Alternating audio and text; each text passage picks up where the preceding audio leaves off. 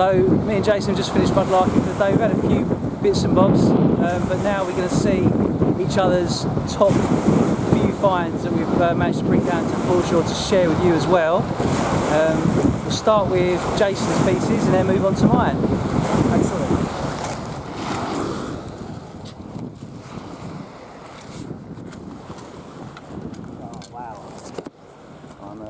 So Jason's just pulled out his, what looks like a lead token mould. Yeah, exactly. So lead tokens were used many years ago, so in the 17th, 18th, and even before that centuries. And basically it's because there was a shortage of small denomination coinage. So people would actually make their own coins by carving into sandstone and casting molten lead into what you can see here, which is a casting sprue. So that goes through and connects all three molds together. So they would cast it along this edge, and it would just pool in each one of the slots, and then afterwards they would just pop it out. Yeah. So it's basically a one-sided coin, and then they would just pop it out, and it would leave the design imprinted into the lead token. So this is quite a rare mold. There's not too many that have been found along the Thames, and I love it because it's very kind of crude. It's not very well made, but it just kind of shows that everyday people were making their own coins, and these were accepted in local bakeries and little shops to buy small items, so like a loaf of bread, etc. Because the coinage at that time were silver coins, hammered coins, and they were just worth too much money, so people resorted to making their own coins. I brought a couple of these along with me, which are quite interesting because we are not too far from the Mayflower pub, and these are old pub tokens. Oh really? So you can see the wine glass on one side and carafe of wine on the other side, and even have beer bottles and other things. So these are these inn tokens or pub tokens from the local area, which I find quite fascinating. They are beautiful. Yeah, again, they're quite crude, but they're all handmade from people like you and I. Exactly. Excellent. I found a couple of years ago, and it's a medieval knight's knuckle guard from roughly the 14th century. So you can see it's made out of one single sheet of brass, and then somehow they've carefully punched and extruded a pyramid shape there at the top to create the knuckle duster, as it were. And it's great because you can actually put it on your hand and literally feel the weight of history. And the last person to touch this was a medieval knight from circa the 14th century. So the Black Prince, his effigy in Canterbury Cathedral, it has knuckle guards which are very similar to this one. And he also has a kind of pyramidal shape point at the top of the knuckle guard on each one of them. The unique thing about this is it also has holes where the rivets used to be on both sides of it, and that's what was actually fixed to a leather glove. Obviously this was much too sharp to wear on your bare skin, so you would have a leather glove, and then these were sewn or riveted on top of the leather glove to protect your skin. Fantastic. So this is a seal matrix, and it's either Georgian or Victorian. And I love personal items that I find in the Thames. And at the top of this, you can actually see a heart shape, which is made with a kind of beaded frame. Then you've got some flaming symbols or flames or fire at the bottom. And then this looks like the petal of a leaf or a tulip. So all of this is highly decorated, highly ornate. And then on the bottom of it, you actually have the person's initial. So it's either a K or an R. I haven't quite deciphered what it was. And so this was used on official documents as kind of your trademark. So you would melt some hot wax, some red wax, put that on the envelope or official document, and then seal it by impressing this design into the hot wax. So I just love this, and it's quite a heavy artifact as well. I thought it was originally a knife handle until I flipped it over and saw the detail of the letter. Superb.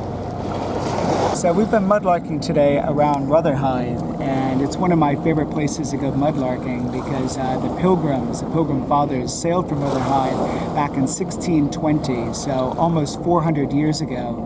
And it's fabulous to actually find traces from people that lived at that time period still laying on the foreshore. So over here we have a penny from James I, and then 2 farthings, or royal farthings, Harrington farthings from James I. And it's quite fascinating that James I reigned from 1603 to 1625. So right then when the Pilgrims made their epic voyage to the United States. You can tell from my accent that I'm American myself, and my ancestors sailed from the east coast of England back in 1638, so exactly 18 years after the Mayflower sailed. And they started a colony on Long Island, which still exists. So I find it fascinating to actually find things from that time period. This coin is not from James I, this is Charles II, and this is the largest coin that I've found in this area. And you can tell just by the thickness of it, it's actually a forgery. It's not the real thing. So they took pewter and they cast it in the same design as a silver hammered coin. So yes, it looks silver and it looks like it's hammered, but it's actually much thicker. So this has been recorded by the Museum of London, and sometimes these forgeries are far more interesting and far more valuable than the actual coinage that it was imitating. So it's a nice little bit of social history as well. Jason's just found this. No, not today. No, it's actually a trade token from the 17th century, and this is the quintessential mudlarking find. Absolutely. Because it has the most memorable date in London's history. 1666 is stamped across the top here, which is the notorious year for the Great Fire of London, which destroyed much of the city and almost all of the medieval city of London. So this token is quite interesting because it's not actually from London, it's from Devon. And if you zoom in, you can see there's a horse depicted underneath the 1666 date. So it has the company's name. So the guy that owned the company is Henry Hopping, and he's actually from Devon. And it's a packed horse. And a packed horse was a horse that's carrying cargo on its back. And there were a lot of impassable roads in Devon at that time. And Devon was full of natural resources, so they were probably bringing timber and other supplies after the Great Fire of London to actually rebuild the city, which is quite fantastic to actually have a coin associated with the rebuilding of London, not just the Great Fire itself. So first, the date is interesting, and also the horse and what it symbolizes is also very interesting about this token. It's fantastic. Yeah, so this is a gold coin, my first and only gold coin, which I found 2 months ago. And it has an interesting find story behind it. I'll set it down on the rock just so you can zoom in a bit more, but it's got some cracking details. Wow. It's a 3rd guinea from George III, dated 1803. And I was mudlarking during the day, and I found a beautiful trade token from the 17th century. And I was photographing it in situ so I could post it on Instagram. And I didn't realize that there was a large boat passing behind me. And as the wave crashed, the trade token suddenly disappeared into the depths of the Thames. And I went berserk looking for it, frantically trying to find it amongst the wave. But unfortunately the tide was coming in too quickly, and I couldn't find it. So I was determined to keep looking for it. So I found out that the next low tide was at night at 11 p.m. So I convinced my wife to let me go. I tucked in the kids at 9 p.m. into their beds, and then I left for the foreshore. And it took me about an hour to get back to the spot where I had lost it. And so I kept looking in the dark. Unfortunately, I didn't realize that I was going to go out that night, so I forgot to charge my head torch. So my head torch conked out after about 15 minutes. So I was literally scrambling around in the dark. And I brought out my iPhone and used my torch on my iPhone to actually keep looking. So I was frantically looking in the middle of the night around 11:30 p.m. and I turned over a rock, and this gold coin was sitting right underneath the rock. Unbelievable. And at first I didn't realize that it was gold because I thought, okay, it's a bit shiny, but it's dark out here, and I thought it was probably brass. So I just chucked it in my pocket and kept looking for the trade token, which I never found. So it was only when I got back to the tube station when there were some proper lights that I took it out and discovered that yes, it's actually a gold coin. Fantastic. And I still haven't found the trade token, so I'm still looking for it. One day. But it was worth it. Serendipity. Yeah, exactly. Oh. Well, thanks for sharing your finds, Jason. So those are my best finds, but yeah, I've got plenty more. Superb. Thanks very much for sharing, mate.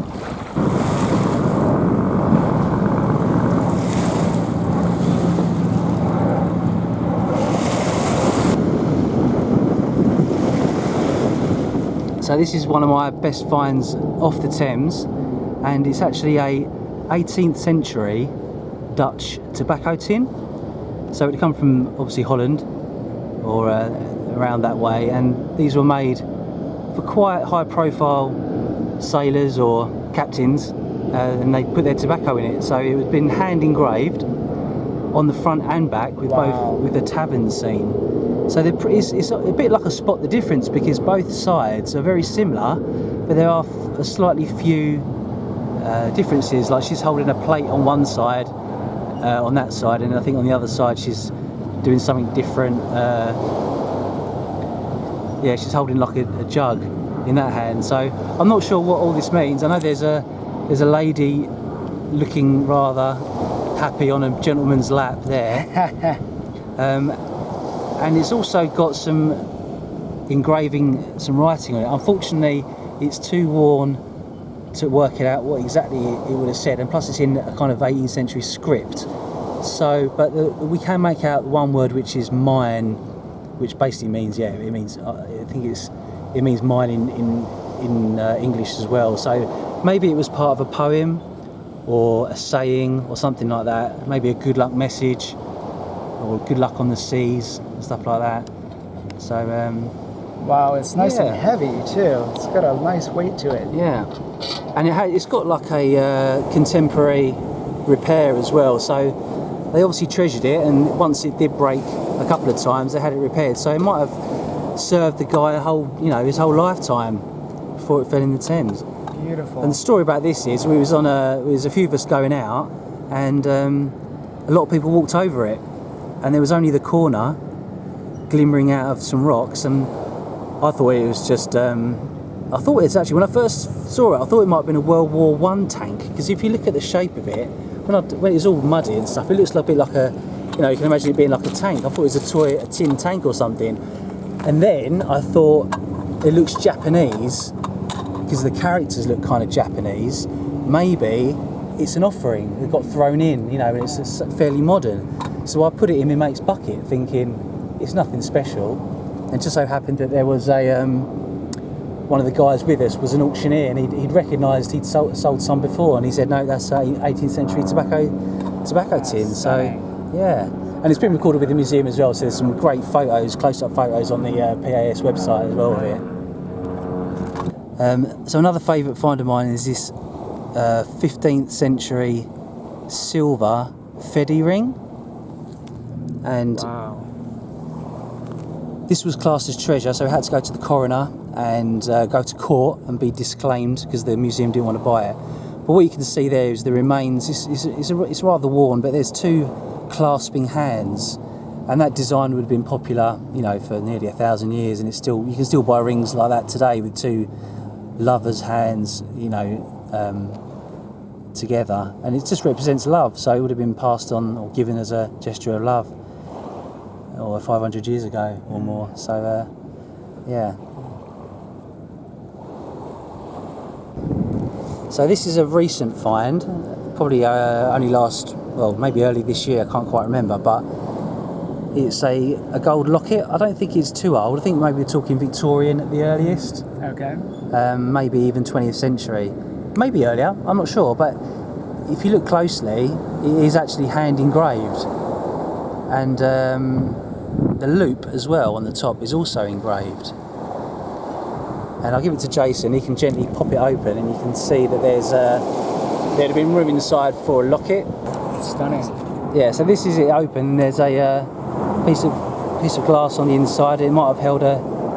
Actually, when I opened it, there was a really rotten bit of fabric inside, so I'm not sure what the fabric would have represented. Maybe part of the woman's dress, or who knows, maybe there was something written on the bit of fabric.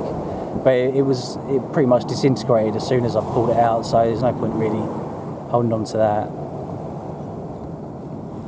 But fantastic.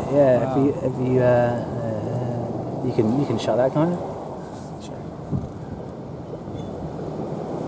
So do you think there would have been a picture or something inside, or some kind of small painting of a person? Yeah, well, lockets are for any reason you want, really. You can either have it as a No, it's just strange you would have glass in there. You would think that something would be on the glass potentially. Maybe, or if the glass was protecting something. So this is the best Coinway I've ever found, and this was fairly recent as well. So only, again, beginning of the year, and that size nice because it's got the number 76 at the top. There's the hand, which is the hand of Hanover, and the 76 represents a year, which is 1576. Cool. So that's a really early one. And yeah, on the other side is the Gelders Rider. So it's beautiful. Yeah, and all the detail is there. Exactly, and it would have been sort of low countries, sort of Belgium, in and around there. So it's a Coinway. So literally, if you'd had your gold coin, 500 years ago, to make sure that it wasn't fake or counterfeit or underweighed, you would have that on the other side of your mini pair of scales, your portable scales, so that you knew that the gold coin you were receiving was genuine and of weight. Beautiful. Yeah. So these are a few other tokens and coins that I found completely random going around. This is a little Roman coin. I forget who the emperor is now. I picked it up as I was walking out the door today. But there's a few Roman coins knocking around here, all in various condition. This is a Bristol token. So this is I think CR means citizen, something like that, of Bristol. So that would have been a halfpenny or a penny. This is the Ship Tavern Traders token, 17th century Traders token. The one in the middle is it's a Maundy penny, and so these would have been given out to the poor people in church or in a service. That's silver. This is a Spanish Philip IV Meravidis. I can't remember the name of it. Meravidis coin, and that one just says my name on it, Sire. And that's why I liked it. It's one of my little batch of favourite coins here. So yeah, nice handful of completely various random coins, ranging from Roman up to probably 20th century or 19th century, with a right old mixture.